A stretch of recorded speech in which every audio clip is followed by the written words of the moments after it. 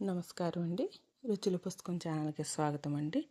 ఈరోజు నేను మరో సరికొత్త వంటకంతో మీ ముందుకొచ్చాను. ఈరోజు మన ఇంట్లో ఉన్న రైస్‌తో చక్కని చికెన్ ఫ్రైడ్ రైస్ ఎలా చేసుకోవాలో చూద్దామండి. దానికోసం పాన్‌లో ముందుగా ఆయిల్ వేసి ఒక ఎగ్‌ని బ్రేక్ చేసి అందులో వేయాలండి. బ్రేక్ చేసి వేసి అది వన్ సైడ్ ఫ్రై అయ్యేదాకా ఉండి అనదర్ సైడ్ ఫ్లిప్ చేయాలన్నమాట. తిరగవేయాలండి. తిరగవేసి బోత్ సైడ్ బాగా ఫ్రై అయ్యేలా చూసుకోవాలండి. మీకు ఒకవేళ ఎగ్ అనేది ఇష్టం లేకపోతే కనుక ఎగ్ అనేది స్కిప్ చేసుకోవచ్చు.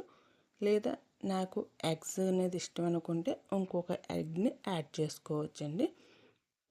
అవునండి, మనకి కావాల్సినట్టుగా చేసుకోవచ్చు. ఇప్పుడు ఆమ్లెట్ అనేది రెడీ అయిపోయిందండి. దీన్ని పక్కన పెట్టుకునండి. ఇందాక మిగిలిన ఆయిల్ ఉంది కదండి, ఆ ఆయిల్లోకి నేను 150 గ్రామ్స్ చికెన్ అనేది తీసుకున్నాను. మీకు నచ్చితే ఇంకొక 100 అంటే పావు కేజీ చికెన్ వరకు యాడ్ చేసుకోవచ్చండి. దీన్ని కొద్దిగా ఆయిల్ యాడ్ చేసుకుని మనము లైట్ గోల్డెన్ కలర్ వచ్చేదాకా ఫ్రై చేసుకోవచ్చండి. ఫ్రై చేసుకోవాలి. ఈ ప్రాసెస్ అంతా మనకి చికెన్ వచ్చేటప్పటికి మీడియం ఫ్లేమ్లో ఫ్రై చేసుకోవాలండి. అది ఏగుతుండగానే మనము క్యాప్సికమ్ ఆనియన్ కలిపి ఒక పావు కప్పు వచ్చేలాగా చూసుకుని వాటిని అందులో వేసి వేగనివ్వాలండి. మనకి చికెన్తో పాటు వెజ్జెస్ కూడా వేగుతాయండి. మనము క్యాప్సికమ్ ఆనియన్ వేయంగానే మనము ఫ్లేమ్ అనేది హైలో పెట్టుకుని స్టార్ట్ చేసుకోవాలండి. ఇవి వేగుతున్న వెంటనే మనము అందులోకి పావు కప్పు క్యారెట్, అలాగే 3 లేదా 4 బీన్స్ అనేది వేసుకోవచ్చండి. కట్ చేసుకుని మీకు క్యారెట్ అనేది తొందరగా మగ్గాలి అనుకుంటే అండి ముందుగానే దాన్ని ఉడకపెట్టి వేసుకోవచ్చండి. దీంట్లో నేను ఇప్పుడు ఒక స్పూన్ సోయా సాస్ వేసానండి. సోయా సాస్ వేసి సోయా సాస్ ఇందులో కలిసేలాగా బాగా కలుపుకోవాలండి. బాగా కలుపుకొని 1 మినిట్ వరకు కలుపుకున్న తర్వాత మన టేస్ట్కి తగ్గట్టు సాల్ట్ అనేది వేసుకోవాలండి.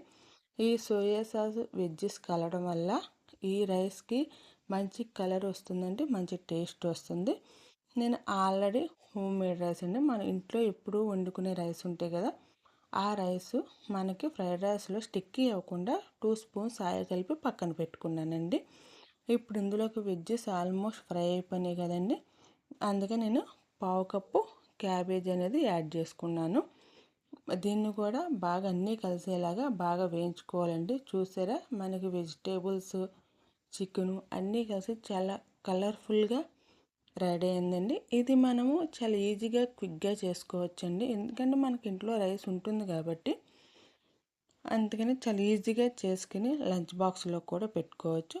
ఇప్పుడు వెజ్జెస్ అన్నీ వేగిపోయినాయి కదండి, ఇందులో మనం ఇందాక ఆయిల్ అప్లై చేసుకున్నటువంటి రైస్ ఏదైతే ఉందో ఆ రైస్ వేసుకునండి.